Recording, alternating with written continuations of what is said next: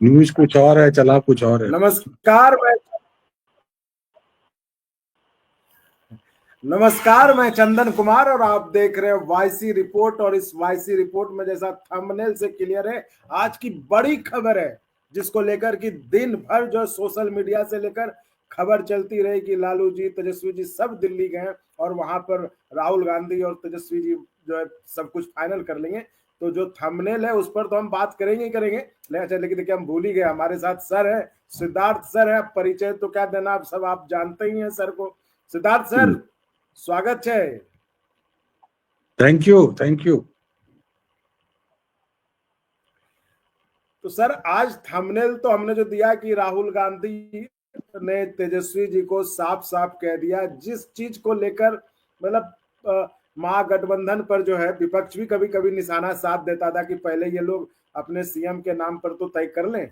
तो इस पर तो हम चर्चा करेंगे, लेकिन इस बीच जो बड़ी खबर आई है वो है कि एनडीए में सीट शेयरिंग हो गया। तो पहले हम इस पर चर्चा कर लेते हैं, क्योंकि ये सबसे बड़ी खबर और अभी लोग इसकी चर्चा भी कर रहे हैं कि आखिर ये जो सीट शेयरिंग हुआ है, कुछ सर पत्रकार लोग भी लिख रहे हैं कि बड़ा सौहार्दपूर्ण माहौल में हो गया है सीट शेयरिंग। वो कट पेस्ट कर रहे हैं, वो बीजेपी के हैंडल से कट पेस्ट कर रहे हैं। तो हमसे भी नहीं रहा गया तो हम पूछ लिए उसको कि भाई ये जो आप फिर से ये जो शब्द जो पत्रकार लोग लिख रहे हैं, ये जो केंद्रीय मंत्री हैं और बीजेपी के प्रभारी हैं वहां के बिहार चुनाव के, धर्मेंद्र भाई के हैंडल पर ये उन्होंने लिखा है सौहार्दपूर्ण तरीके से। तो भाई बीजेपी का नेता क्या लिखेगा कि मतलब कि बार्गेनिंग तो हार्ड बार्गेनिंग थोड़ी लिखेगा, बहुत हार्ड बार्गेनिंग। हाँ, तो उसने लिखा। अब पत्रकारों को बड़ी खुशी है कि सौहार्दपूर्ण तरीके से हो गया। मुझे पढ़ के इतनी ये आई, हमने कहा कि भाई, तो मुझसे रहा नहीं गया, तो हमने कमेंट भी कर दिया कि ये जो लिखा गया उसमें एक लाइन और था, टैग था कि फिर से बिहार में एनडीए सरकार। तो हाँ, आप जिसकी बात कर रहे हैं मैंने भी देखा है, वो आपके हमारे तरह भागलपुर का ही है। आपका हमारा दोनों का मित्र भी है, लेकिन वो पता नहीं क्या हो गया आजकल, वो बहुत ज्यादा सौहार्द चाह रहा है, क्या करें। तो हमने ये फिर से जो ये आपने लिखा है, इसको तो आपके चैनल का माना जाए या आपका बयान माना जाए, तो हमने जो है खैर, तो ये तो हाल है सर। ये एक मतलब एक तरह से कहिए कि ये स्थिति भी है जो लोग भी समझ रहे हैं। चंदन जी देखिए, चंदन जी आप गलत बात कर रहे हैं। आप चाहते थे कि आज यहाँ पे खबर चले तेजस्वी यादव की और राहुल गांधी की, वो चल नहीं पा रही है, खबर आज चलेगी। तो ठीक है, मीडिया अपना एजेंडा चलाना चाहती है, लेकिन एक बात मेरा मानना यह है कि देश का एजेंडा हमेशा पॉलिटिकल पार्टीज ने चलाया है। बिल्कुल। और मीडिया हमेशा उगालते में रही है कि हम देश का एजेंडा चलाते, कभी नहीं, नेवर। आप जिस तरह लेके जाते हैं ना, तो मतलब मेरा भी मन करता है इसी पे चिपक जाए। अब मतलब सर, हमें भी याद है, लोग शायद जानते होंगे नहीं जानते होंगे, जो मतलब टाइम्स ऑफ इंडिया के जो चीफ एडिटर इन चीफ हुआ करते थे दिलीप पटगांवकर, वो कहते थे ना शायद कि मैं देश में जो दूसरा सबसे बड़ा महत्वपूर्ण वही देश, कुछ ऐसा है था ना उनका स्टेटमेंट। जिस दिन उनका मैनेजमेंट नौकरी से हटाया, कोई पूछने वाला नहीं था उनको। तो मैं ये कह रहा हूँ कि पत्रकारों को ये बड़ा हो जाता है अपने में कि भाई ठीक है, मतलब कि ये देखो, ये रिक्वायरमेंट है। अगर पत्रकार के पास अगर वो मनोबल ना हो तो पत्रकारिता क्या करेगा, तो वो भी ठीक है अपनी जगह पर, उसके प्रति कोई ये नहीं। मनोबल पत्रकारों का बड़ा होना चाहिए और उस मनोबल से उनको बैटिंग करनी चाहिए। हम भी अपने मनोबल से बैटिंग करते हैं।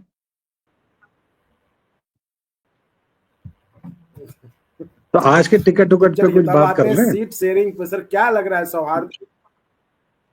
देखो ऐसा है, सौहार्दपूर्ण माहौल में जो सौहार्द ऐसा है कि जो बीजेपी के जो पिछले 1.5-2 साल 2.5 साल से जो प्रभारी बिहार के हैं वो है तावड़े जी, विनोद तावड़े। और विनोद तावड़े जी के बारे में जो बीजेपी के अंदर भी कहा जाता है कि वो बीजेपी के वॉशिंग मशीन का ऑपरेटर वही है, कि वो सबको बाहर से ला करके डाल करके धो धा करके साफ करके उसको सबको बीजेपी में शामिल करते हैं। लेकिन बिहार की जो अच्छा। भूमि है थोड़ा, हाँ, बिहार की जो भूमि है वो थोड़ा तावड़े साहब के लिए ना मुश्किल पड़ रही थी, तो वहां पर धर्मेंद्र प्रधान जी को लाया गया है। धर्मेंद्र प्रधान बीजेपी के ना मतलब कि एक टाइम टेस्टेड स्ट्रैटेजिस्ट है, और इनकी जो मैं कहूंगा ना, इनकी जो दीक्षा हुई है ये इलेक्शन स्ट्रैटेजी में, पोलिंग स्ट्रैटेजीज में, वो अरुण जेटली के अंदर हुई है। और बिहार के संदर्भ में मैं आपको किस्सा बताऊं कि 2010 के चुनाव में, जब बिहार में चुनाव हुआ था और जब बीजेपी का स्ट्राइक रेट था कि 105 सीट वो लड़ी थी और 93 या 92 सीट्स वो जीती, या 94 सीट जीती थी, उस समय धर्मेंद्र प्रधान सह प्रभारी थे, अरुण जी प्रभारी थे, धर्मेंद्र प्रधान सह प्रभारी थे। और उस समय मुझे भी मौका मिला था बिहार में बैठ करके उस चुनाव पर काम करने का, खबर लिखने का। मैंने बहुत क्लोज क्वार्टर्स से और धर्मेंद्र प्रधान को काम करते हुए देखा था। और खास करके उस समय दो बड़ा खेमा था बीजेपी के अंदर। एक तो खेमा था जो पार्टी अध्यक्ष, तब के तत्कालीन पार्टी अध्यक्ष थे डॉक्टर सीपी ठाकुर, उनका खेमा था, और दूसरी तरफ जो उनके बीजेपी के विधायक दल के नेता थे सुशील कुमार मोदी, उनका खेमा। उन दोनों के बीच में, और दोनों के बीच में मतलब कि दोनों खेमों के बीच में तो मतलब कि सौहार्द नाम की कोई चीज नहीं थी। तो उसके बीच में लेकिन धर्मेंद्र प्रधान सौहार्द क्रिएट करने में सक्सेसफुल रहे थे, और उन्होंने चुनाव लड़वाया था और जितवाया था। मतलब कि that is the credit which should be given to Dharmendra Pradhan. तो इस बार जब उनको प्रभारी बनाया गया बिहार का दोबारा से, और मुझे नहीं लगता कि जी ये फर्स्ट चॉइस रहे होंगे बीजेपी लीडरशिप की, क्योंकि बिहार में अगर धर्मेंद्र प्रधान के देखरेख में अगर एक अच्छा रिजल्ट बिहार में निकाल लेती है एनडीए, तो उसका काफी क्रेडिट धर्मेंद्र भाई को मिले, क्योंकि बीजेपी बहुत मतलब कि कई नेता बीजेपी में इस बात को लेकर के बहुत खुश नहीं होंगे। आप धर्मेंद्र प्रधान के कद से वाकिफ हैं, वो पार्टी के प्रेसिडेंटशिप के भी रेस में है, लगातार रेस में है। वो संघ उनके पिताजी भी मतलब कि संघ के फाउंडिंग, उड़ीसा में संघ के फाउंडिंग मेंबर्स थे। धर्मेंद्र प्रधान का खुद ताल्लुक संघ से है, विद्यार्थी परिषद से है। और जो मैं बीच बीच में उनके लिए जो शब्द धर्मेंद्र भाई यूज कर लेता हूं, क्योंकि हम लोग के समकालीन थे दिल्ली विश्वविद्यालय में, हमने उनको बड़े करीब से उस समय के जो बीजेपी के लीडर लोग जो थे, जगत प्रसाद, आपको पता नहीं ये बात मालूम होना हो, दिल्ली विश्वविद्यालय के इंचार्ज उस समय हुआ करते थे विद्यार्थी परिषद के जगत प्रकाश नड्डा, जो अभी अध्यक्ष है पार्टी अध्यक्ष। और जो दिल्ली में जब एजुकेशन मिनिस्टर है आशीष सूद, वो सब मतलब वो एक जनरेशन था जिन लोगों से मिलना जुलना था। और ये सिलसिला पत्रकारिता में भी चलता रहा। तो जब धर्मेंद्र भाई को हमने देखा कि उनको जब ये अचानक से ये एक खबर आई कि उनको प्रभारी बनाया गया है बिहार चुनाव का, तो मुझे लगा कि मतलब मामला संभल नहीं रहा है बिहार में। ऐसा मुझे एहसास हुआ कि मामला संभल नहीं रहा है बिहार में, और तभी उनको जो है बुलाया गया जी, तभी उनको चार्ज दिया गया। उसके बाद फिर एक डेवलपमेंट ये आया कि इतना बड़ा बीजेपी का नेता, such a tall leader of BJP, मतलब बहुत बड़े नेता है आज की तारीख में, जी। वो उठ करके चिराग पासवान के घर गए, उनको गुलदस्ता दिया, उनसे बातचीत करी और उनको मना लिया। ये भी वो उनकी जो ये ह्यूमिलिटी जो है ना, अब कितने लोगों ने इसके ऊपर गौर किया या नहीं गौर किया, लेकिन ये जो एक विजिट था, मुझे उस दिन लग गया कि इन्होंने सॉल्व कर लिया है पजल, और ये रिजॉल्व कर ले जाएंगे। क्योंकि इतना बड़ा नेता उठ करके एक छोटी पार्टी के नेता के घर में चला जाए, जो कि who is leader by the way of being heir of a big leader, मतलब वो रामविलास पासवान नहीं, वो चिराग पासवान। उनके घर चले जाना, उनको गुलदस्ता प्रेजेंट करना, उनसे बातचीत करना, उनका लिखना, तो ये बहुत बड़ी बात थी। और मुझे लगा कि अब इन्होंने मना लिया है, और जब चिराग पासवान को बना लिया इन्होंने, तो फिर तो बाकी जो दो पार्टियां हैं, इनके लिए कोई बहुत ज्यादा मतलब कि उनके लिए कोई सर्वाइवल के लिए तो इनके साथ रहना ही है ना, मतलब कि इतना आगे ये जाएंगे कहाँ। ये दोनों पार्टियां कहाँ जाएंगी? मतलब कि इनको तो साथ रहना ही है। ये जो दूसरी दो पार्टियां हैं, ये जितन मांझी की पार्टी जो है और उपेंद्र कुशवाहा की पार्टी जो है, तो इसीलिए मुझे जो आज जो सौहार्दपूर्ण तरीके से जिसके बारे में बार बार कहा जा रहा है, ये जो बार्गेनिंग और बार्गेनिंग करके रिजॉल्व जो हुई ये चीजें, उसके बारे में मैं ये कह सकता हूँ कि ये धर्मेंद्र प्रधान का जो एक डिप्लोमेटिक मैन्यूवरिंग है, ये उसकी गाथा है। और धर्मेंद्र प्रधान 2010 के चुनाव में मैंने उनको नीतीश कुमार, संजय झा, इन सबके साथ बहुत क्लोजली काम कर। संजय झा के बारे में आपको ये पता है या नहीं पता, संजय झा भाजपा से आते हैं और ये भी अरुण जेटली से दीक्षित हुए हैं राजनीति में। ये सब एक ही खेमा के एपिक हैं। तो जब एक तरफ संजय झा नेगोशिएट कर रहे हो, एक तरफ धर्मेंद्र प्रधान बैठे हो, दोनों गुरु भाई हैं बैठ के नेगोशिएट कर रहे हो, तो मुझे लगा कि रिजॉल्व हो जाएगा। And I think it was very very intelligent of BJP leadership. और बीजेपी लीडरशिप में यह निर्णय प्रधानमंत्री नरेंद्र मोदी का था, या गृह मंत्री अमित शाह का था, या पार्टी प्रेसिडेंट जगत प्रकाश नड्डा का था, या तीनों का था। मैं तो ये मानूंगा तीनों का था, कि जो उन्होंने ये निर्णय लिया कि धर्मेंद्र प्रधान को यहाँ पे पार्टी का प्रभारी बना करके लाया जाए। ये बहुत ही मतलब कि इंटेलिजेंट मूव था, और उसका पहला रिजल्ट मुझे आता हुआ दिख गया है। तो सर, ये जो गुलदस्ता की बात कह रहे हैं आप, कि गुलदस्ता लेकर वो पहुंचे थे वहां पर, उनके घर पर, चिराग पासवान के घर पर, उस गुलदस्ते में तो मतलब ठीक ठाक सीट भी मिल गया, जो 29 सीट मिल गए। देखिए, चिराग पासवान आज की तारीख में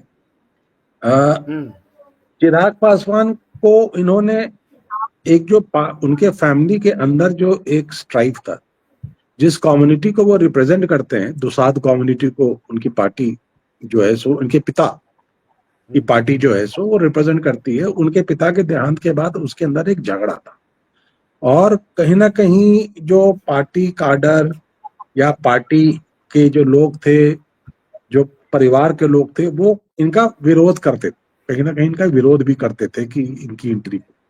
लेकिन चिराग पासवान ने एक अच्छी पॉलिटिकल मैन्यूवरिंग करके इस पार्टी के अंदर अपनी कम्युनिटी के लोगों को और अपनी कम्युनिटी के नाम को तो रखा है, बैनर तो वो रखा है।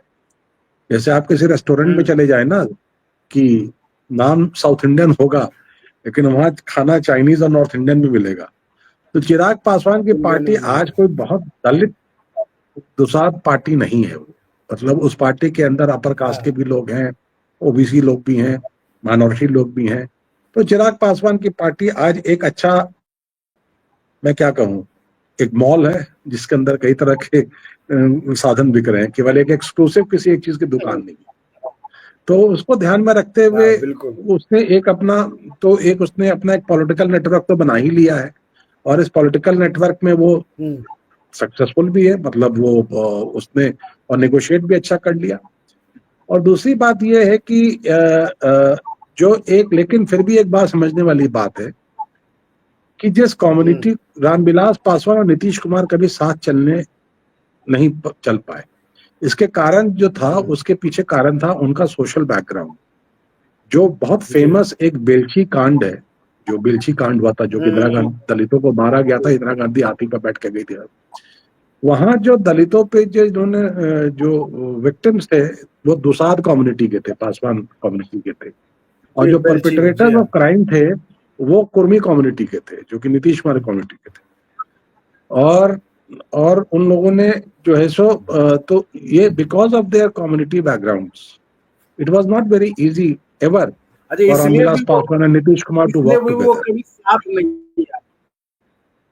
इसलिए वो कभी साथ चल नहीं पाए ना, वही तो मैं कह रहा हूँ, कभी बहुत ज्यादा साथ चल नहीं पाए। इसलिए वो कभी साथ भी नहीं आए। मतलब रामविलास पासवान जी लालू जी के साथ आ गए थे, बीच में एक दो बार आए थे साथ में, लेकिन हाँ, नीतीश जी के साथ नहीं गए थे वो। अच्छा, यही बेलछी कांड नहीं गए। और आपको ये जब रामविलास पासवान ने जनता दल यूनाइटेड को तोड़ करके वो बाहर निकल गए और लोक जनशक्ति पार्टी बनाई, उसके बाद नीतीश कुमार की पार्टी जो है समता पार्टी, नीतीश कुमार और जॉर्ज फर्नांडिस की समता पार्टी समाहित हुई जनता दल यूनाइटेड में, फिर जाकर के वो पार्टी बनी। ये तो फैक्ट है कि रामविलास पासवान के एग्जिट के बाद ही नीतीश कुमार की एंट्री जनता दल यूनाइटेड में।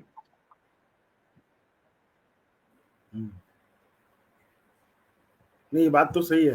तो सर, और इसमें जो ये जो आज सीट शेयरिंग हुआ, जो सौहार्दपूर्ण मामला, जो कि सौहार्दपूर्ण माहौल जो कुछ पत्रकार लोग कह रहे थे, इसमें एक चीज और मतलब इसमें ये है सर कि इस बार जो है ये बात सही है कि मतलब कोई बड़ा भाई छोटा भाई नहीं रहा इस बार, जो दोनों 101 पे। ये बात तो सही है कि जैसे पहले होता था कि जेडीयू ज्यादा सीट पे लड़ती थी, ऐसा कुछ था। तो एक तरह से वो था कि भाई, तो बीजेपी ने मतलब इस बार ये कह सकते हैं कि उस फासले को कम कर दिया है कि पहले कि हम बड़े हैं, नहीं, मैं तो उसको दूसरे नजर से देखता हूँ कि जहां पर जनता दल यूनाइटेड मात्र 45-46 एमएलए की पार्टी थी, उसने उसको अभी भी 101 सीट मिल रही है, बीजेपी के बराबर सीट मिल रही है। ये तो उन्होंने भी अच्छी बार्गेनिंग की है इस कॉम्बिनेशन में। उन्होंने एक इंफीरियर स्टैंड लेने से मना की, उन्होंने भी एक अच्छी बार्गेनिंग की है। क्योंकि आप इससे देखो ना कि इनके पास एमएलए कितने थे आज के टाइम में, तो बड़ी पार्टी तो भारतीय जनता पार्टी है ना अलायंस में। नीतीश कुमार के पास तो 45-46 एमएलए हैं। तो उसके बावजूद उन्होंने जितने विधायक हैं उनके पास, उससे डबल से ज्यादा सीटें उनको मिली हैं। ये तो बहुत बड़ी बात है। रादर आप ये देखो कि जो 105 सीट जो बीजेपी लड़ती थी, 105 उससे घटी है बीजेपी की सीट। तो बीजेपी ने भी स्पेस कंसीड किया है, ये भी याद रख सकते हैं। तो धर्मेंद्र प्रधान का ये कहना कि सौहार्दपूर्ण रहा है, मेरे ख्याल से they have been able to resolve issues and knots. ये तो मैं समझता हूँ इस बात। लेकिन पत्रकार इतने खुश क्यों हैं मुझे पता मतलब तो खैर समझ में आता है। लेकिन ये बताइए सर, तो यानी कि ये कहें कि बीजेपी अभी भी जो है मतलब उनकी मजबूरी है नीतीश कुमार अभी भी? देखिए, उसका तो बीजेपी के पास तो they are paying a very heavy price for not developing local leadership. और जिस तरह से सम्राट चौधरी के ऊपर अटैक हुआ है, he has proved to be a very very soft target। तो आज के तारीख में तो बीजेपी के पास तो कोई there is no skipper of the boat. नाव का कोई मल्लाह नहीं है उनके पास जो कि नाव को निकाल के ले चलाए। वहां तो उनकी वो मजबूरी है ही है। लेकिन चंदन में एक बात कहना चाहता हूँ, खास करके उन मित्रों के लिए जो सौहार्दपूर्ण माहौल की बात कर रहे हैं। सीटें कौन सी किसको मिल रही हैं, ये भी तो बात है ना कि किसको कौन सी सीटें मिल रही हैं, वो तो भी अनाउंस नहीं हुआ। ये तो इन्होंने प्रिंसिपल डिसीजन ले लिया कि हम जो है सो इतनी सीट पे लड़ेंगे, हम इतनी सीट पे लड़ेंगे, ये हो गया। लेकिन कौन किस सीट पे लड़ेगा ये तो अनाउंस नहीं हुआ अभी। और उसको लेकर के तो मेरे ख्याल से एक मुकम्मल मुकाबला होगा सबके बीच में। इनफैक्ट मैं आपको ये बात भी आपको शेयर मैं आपको एक बात और शेयर करना चाहता हूं कि रादर एनडीए, ये जो इंडिया ब्लॉक जो है, उसकी कोशिश ये चल रही है कि जब वो सीट्स को अनाउंस करे कि हम इतने सीट पे लड़ेंगे या इतने सीट लड़ेंगे, तो सीट के नाम के साथ अनाउंस करें।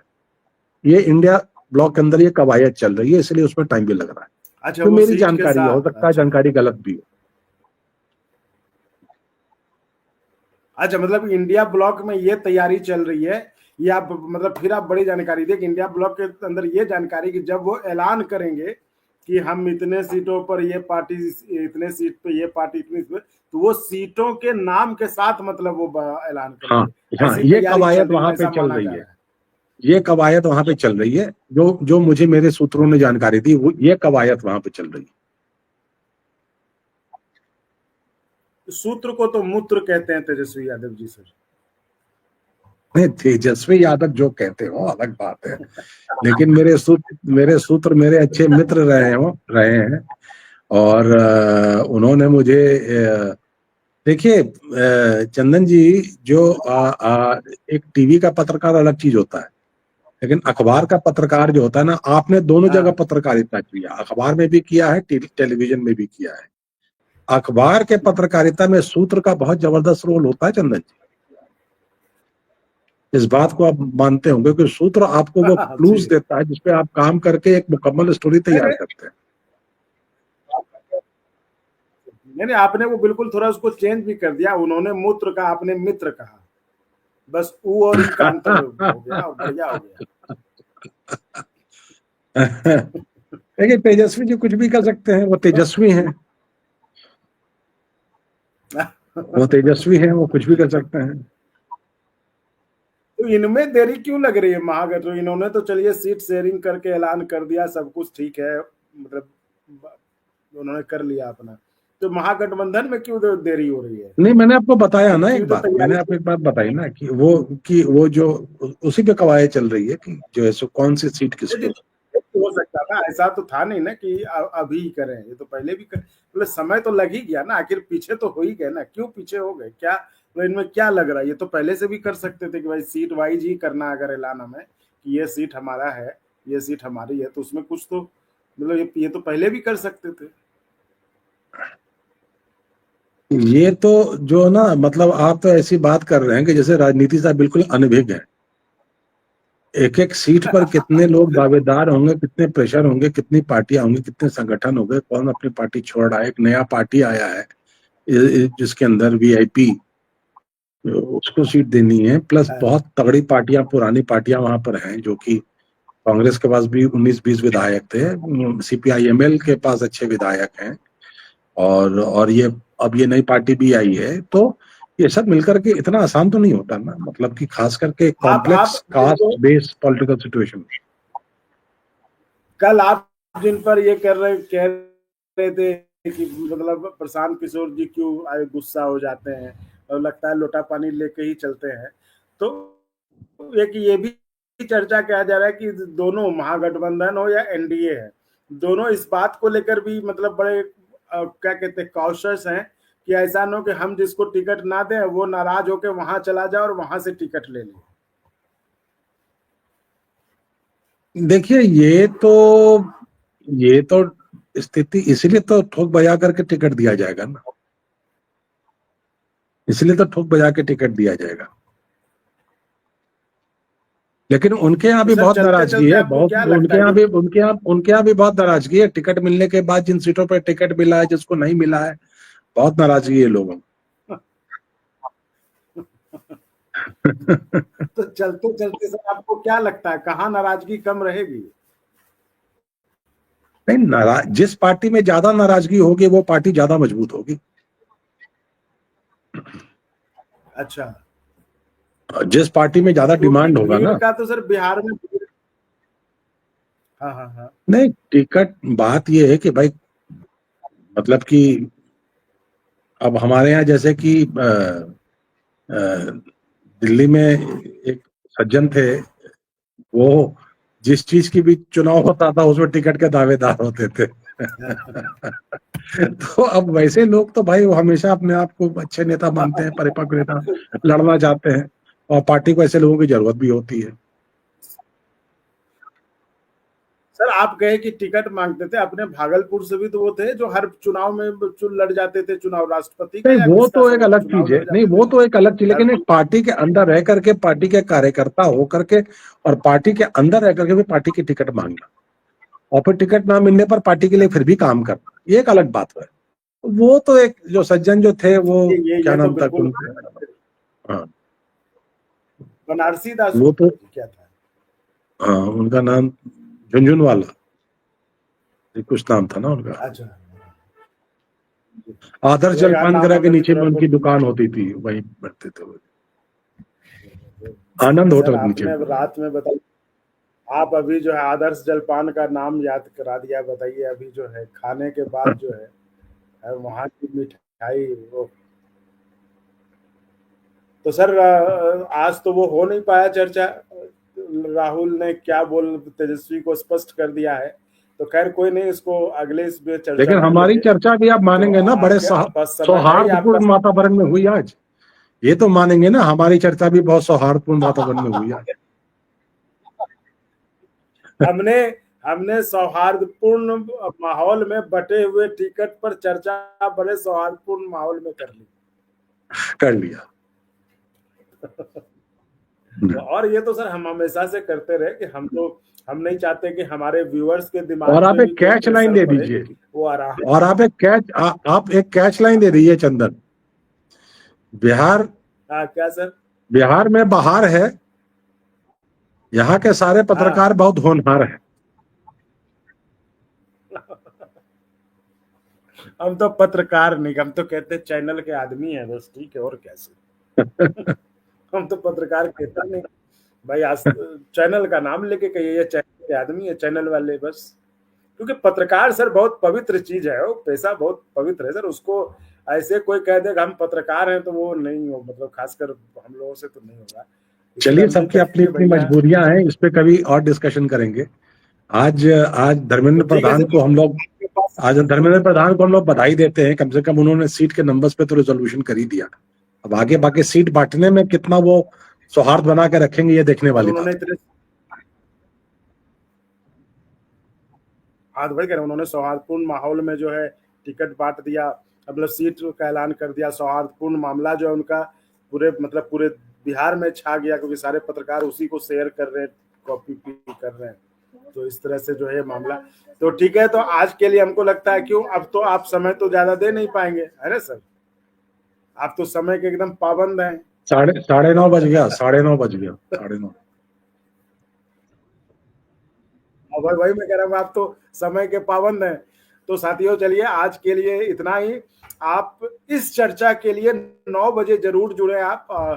और हम रोज बिहार में जो चल रहा है, हर रोज जो, चूंकि बहुत कम वक्त मिला, इस बार का चुनाव आप समझ रहे इतना फास्ट पेस डेवलपमेंट होगा, क्योंकि समय कम है और इसमें जो है सारा कुछ होना भी है। तो इसके लिए जो है चर्चा जरूर जुड़े, सहभागी बने, चैनल को सब्सक्राइब करें, आगे बढ़ाएं, लोगों को बताएं। तो आज के लिए इतना ही। सिद्धार्थ सर बहुत धन्यवाद, आप समय निकालें।